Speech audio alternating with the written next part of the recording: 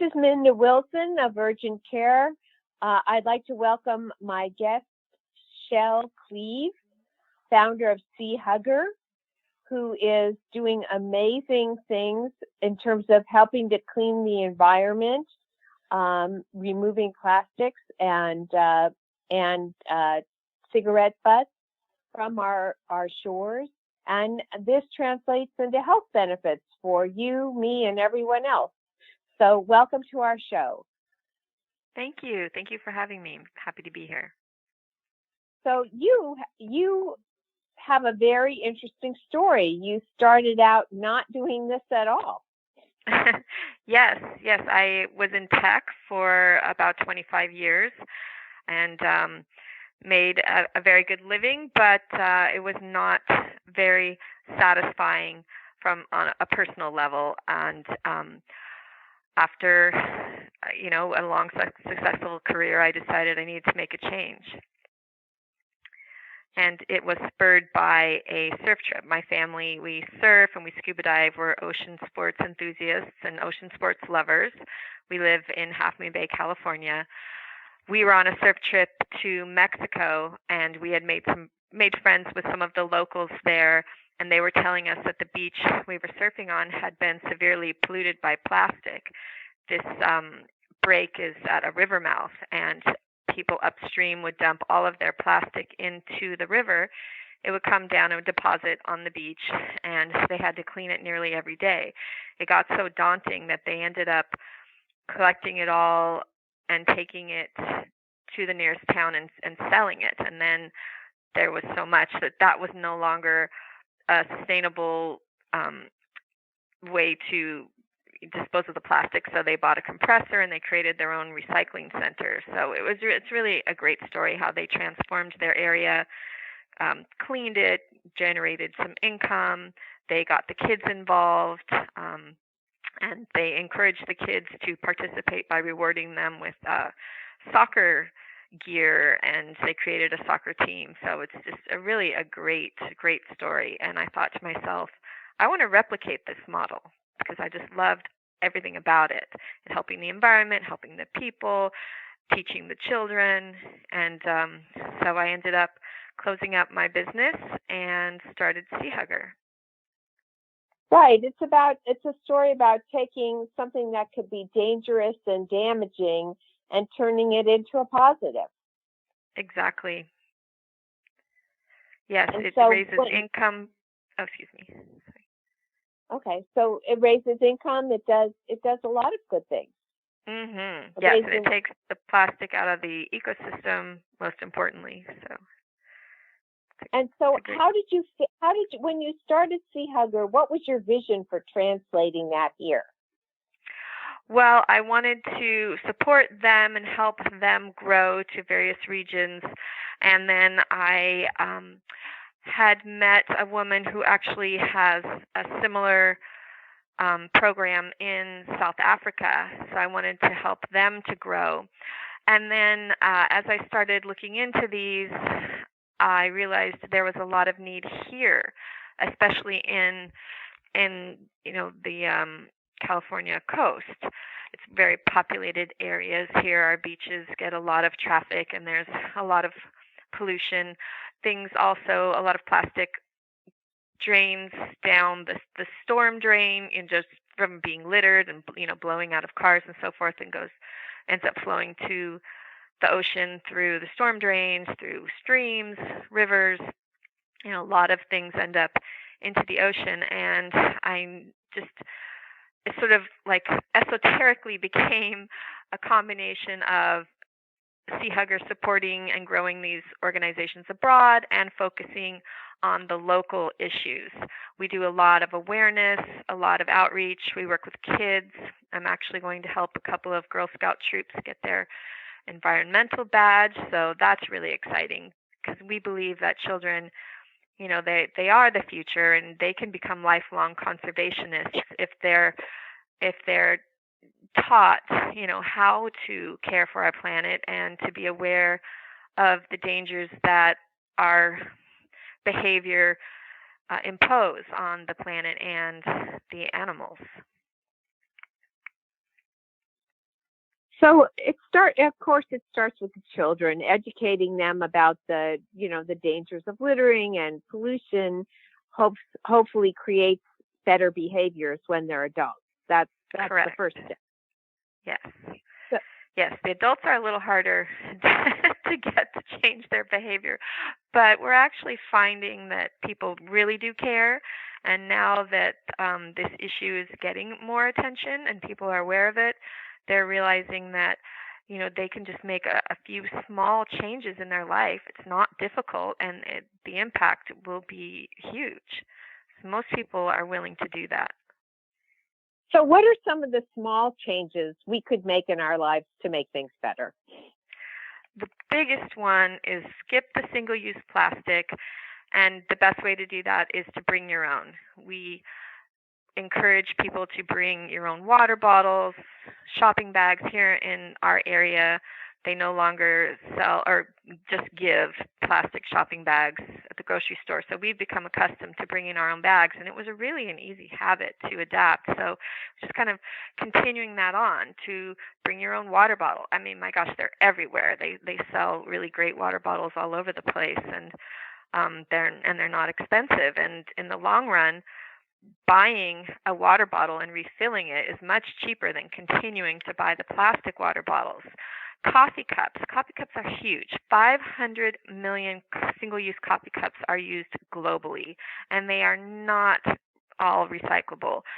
So there's a lot of great reusable coffee cups that are available, and a lot of the coffee shops offer a discount if you bring in your own cups. So in the long run, again, you save money. So it's not really an economical thing. It's just a habit, and it takes a little bit of forethought. But again, once you have the items and you remember to bring them, keep them in your car, backpack, purse, whatever, it becomes a habit, and then that's accumulatively, if we all do that, it'll make a huge difference. Utensils, also a big thing. The straws, utensils, those small items, they do not get recycled. They are so small, they slip through the sorter and they end up in the landfill. They're also really lightweight and they end up blowing away, and like I said, they make their way into the ocean or other waterways, lakes. I was visiting Lake Michigan. There was tons of plastic waste on that lake. So all bodies of water and parks and areas where there are animals, they are susceptible to plastic pollution. So it's not just an ocean issue, although a lot of it does make its way there, and we've got the Great Pacific Garbage Patch now, which is 4 times the size of California. So it's definitely an ocean issue, but it's an issue that we've caused, and it's an issue that we can fix. So that's our big message at Sea Hugger. And the other thing is, you can do something on the other end too. Is that it's not hard to form a group, go down and help clean up. Exactly. And we have regular beach cleanups as well as do so many other organizations and park cleanups, and like you said, create your own. Do a community service project. There's if you're in an organization or a school, you often get credit for community service. So it's a great thing for youth to do. College organizations, any civic organization, or just a group of like-minded individuals, and it feels great, and it definitely does help. And it makes, not only does it save, but pollution also damages health, and that's definitely. one of the. I don't think people realize it's a connection. So, well, yes, you're exactly right, and I'm not really sure why, because we breathe the air, we drink the water, and we grow our food from the soil. This is our environment. We are directly impacted. They've done a lot of studies, and they found microplastic, which is the small plastic, like 2 millimeters in size or smaller. They found it in our water. They found it in soil. They found it in salt. They found it in beer. of course, in the seafood, and then most recently, they found it in human feces. So we absolutely are ingesting plastic, and it is made from crude oil. I don't want to be eating that. It's toxic. So You don't we you are don't think harming an oil right? You don't think an oil cocktail would go well with your dinner? No, no, but apparently I'm already having those. So I think part of the education people need to understand is the connection between, for example, I see people on the beach that don't, we have to create a habit of picking up after ourselves, right? Mhm. Because Right. even then, the unwillingness to take care of your own mess sort of breeds over into problems for other people. So we need to create a social awareness that what you do affects not only you but the people around you. And I think that's part of your mission as well. Oh, definitely, definitely. We we we have a very active social media presence. We also have a website, seahugger.org, where we give a lot of tips and advice on how you can make a positive impact and make a difference. And we also sell some of those reusable items, which raise funds for our programs, as well as a lot of other people have some great items. We sell ours, and then we also have some blogs and other information that provide resources of where people can obtain things that can so that you can become a part of the solution instead of the pollution. That's one of the things that we like to say.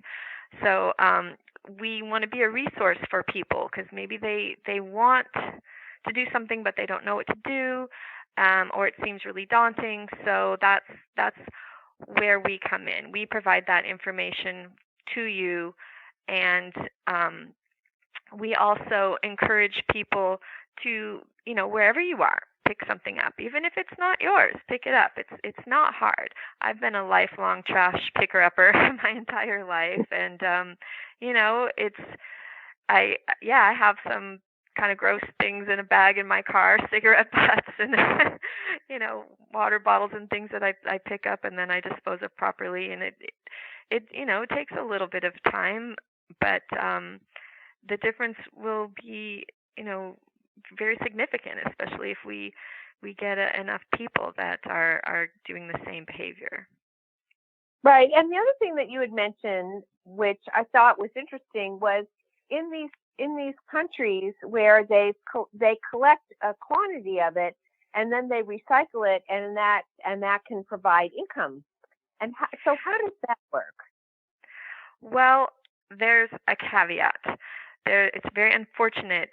China used to purchase most of our recyclables, and they stopped doing that, which is probably a good thing because I don't know exactly they were disposing of it all properly. They weren't, because they can track the Great Pacific Garbage Patch to 10 rivers in Asia and Africa through satellite imagery.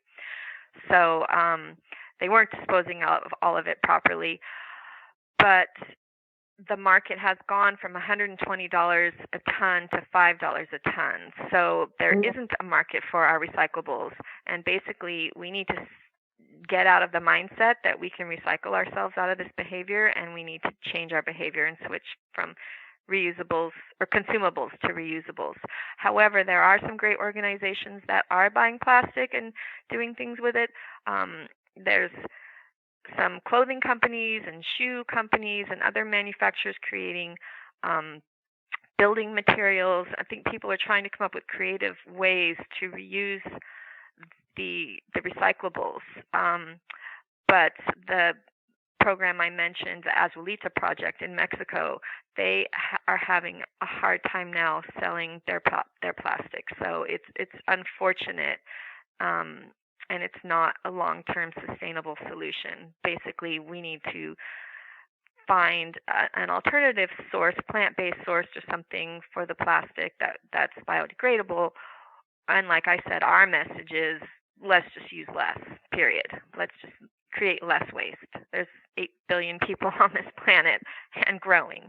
So we can't just have a completely consumable, wasteful lifestyle. And there are things that are highly toxic, and you may have and you might inform people like batteries. Batteries are very toxic to the environment. Is there a proper way to dispose of them? Well, here where we are, Recology does recycle batteries, but you have to have them handled separately. They have you have to have them separated and in a bag and taped to the top of your recycling canister. You can't just put them in there. Other places have drop-off. So it would really depend on your region, and I would just check with your local recycler. So the thing that's interesting is that more and more people are looking for alternative methods to use goods that are recycled. So one way people can help us is to be inventive about ways to reuse things. Exactly. You know? There's this great movement called upcycling, and that doesn't even relate to plastic. It relates to anything. Sort of the free cycles. If you're not using something, give it away to someone free. But there's upcycling, where you take something and you create something new and usable out of it. And there's a lot of great examples. You can search upcycling. There's this really great website that we like that has a lot of examples, and they also do have a lot of DIY things, and it's called Cuttlefish with a K, Cuttlefish. But they're, you can just search online or go on social media. There's a lot of unique, small, little cottage industries and individuals that are demonstrating or even selling things that they've created out of upcycled materials. And that, again, is another great way to kind of solve the problem from a different angle. I love reusing, and I love upcycling. It's really fun. We've done some fun projects here in our home. We, like I said, we're surfers, and surfing gear, it's made of, resin and foam, and none of which is really recyclable, but the industry is trying to work on that. So we have some broken boards that we've turned in to some fun things. You made a coat rack out of one with the fins. You can hang the coats on it. We've made an outdoor shower out of an old broken board that we mosaicked. And so, it's kind of fun to see how creative you can be. When I grew up as a child of parents from the Depression, and I grew up reusing everything. So, if somebody had if they opened a canned good, the can after it was done was a pencil holder, or put in, or used to hold bobby pins or whatever. Right. I remember my mom would use them for grease droppings because they made a lot of fried chicken and things, and she'd use them for that. Yeah. Exactly, and then those grease droppings would be used for something else. Exactly. So I think we need to go back to creating a culture. Part of the problem is that we've gotten away from that culture, and that's some of our economic and health problems too, because again, we're facing a situation where people are low on resources. Healthcare has become very expensive, and by properly shepherding our resources and educating people about how they can shepherd their resources, they can end up having fun, saving a lot of money, and then benefiting the planet as well by reusing products for purposes they weren't intended. Amen. Can I hire you for Sea Hugger? You already know our mission. I love that. That's this year for we've decided to eliminate our napkins, and we've gone back to cloth napkins, and I feel like I'm channeling my grandmother. And they're dark, the ones that we have, so you can use them a couple of times unless you're having ribs or something. And then I wash them and hang dry. I don't iron them, we're all busy, but I've loved going back to cloth napkins, and I've loved going back, and I have mason jars that I use to serve things in, and it looks so fun and wholesome, and yeah, kind of a throwback to previous times when things were simpler and we didn't have so much. And we are saving money. We're definitely saving money. And I go to the store less often as well. We've switched to bar soap, which I have some beautiful handmade soaps by a little local shop, and I have them on some beautiful shells, scallop shells that we've collected, and it looks so pretty, and the bathroom smells beautiful, and I just would prefer to have that than a plastic bottle hand pumped liquid soap. And they last longer, and they're less expensive, and there's no waste. It's zero waste. We use shampoo bars in our home, and I have absolutely loved making a game out of how many ways can I eliminate plastic, how many things can I buy that are reusable, how can I save money, how can I save trips to the store. It's really beneficial in so many ways, and making a game of it is kind of fun. So I think what we're looking to do is sort of a throwback, creating a throwback to the way, a nostalgia for a kind of life that was more conscious of the environment that we lived in, And just less wasteful, just plain less wasteful. Because I'm like you, I grew up, we didn't waste, we didn't have money to waste. There weren't so many things either. There's just so much stuff now, and we don't need it. Right. I mean, my in our home, we used to have parties, and we would have, everybody would have their water bottle, and all the kids would finish a half of it, and they wouldn't finish the whole thing. And then, you'd have a water bottle that was discarded, and now we don't do that. We have a different way of handling it, which is, kids get a glass with their name on it, and they put water in that glass, and that's one glass per kid, not 5 half-open water bottles per kid, because they forgot where they put it down. And it seems to be a very effective solution, and it saves us a tremendous amount of money. I love it. Yes, same thing with us. Juice boxes and everything. But yeah, the kids would always just leave them, and you don't know who's who. And yeah, we entertain quite a bit, and we have bought a lot of reusable things. There's some really nice heavy duty. They are made of plastic, but we've had them for a long time and dishwash them, and they're tableware. Like I said, we use mason jars, which I've collected, which are fun, and those again can go in the dishwasher.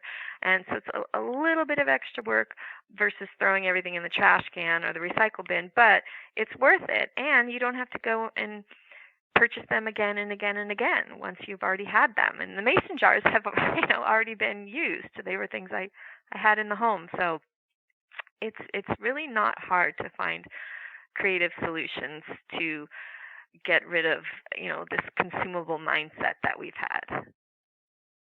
So if you want to send Shelley your solutions for reusing or different ideas, or you want to get in touch with her organization, or create a group that goes to an area, a park, a beach, a local haunt that needs a little cleanup or a little TLC, what's the best way that people can reach out to you? Oh, great. Thanks for mentioning that. You can go to our website, seahugger.org, or you can email us directly at warrior, like a pollution prevention warrior, warrior at seahugger.org. You can also follow us on Instagram and Facebook, and we post regularly with great ideas and recommendations and just, encouragement and information that you may find valuable. We want to create a Sea Hugger community and this can be a worldwide global community. You don't need to be located in the same area that we are. Of like-minded people that have creative solutions. We definitely will share other people's information. We love kind of having, a community. I think it helps to know that there's other people that care and that are working towards the same goal. So thank you so much, Shelley, for coming on the show. We appreciate what you and your organization do, and we hope to have you back to learn more about what's coming up for you in the future. Thank you. I've really enjoyed it. Best of luck to you. And this is Minda Wilson for Urgent Care.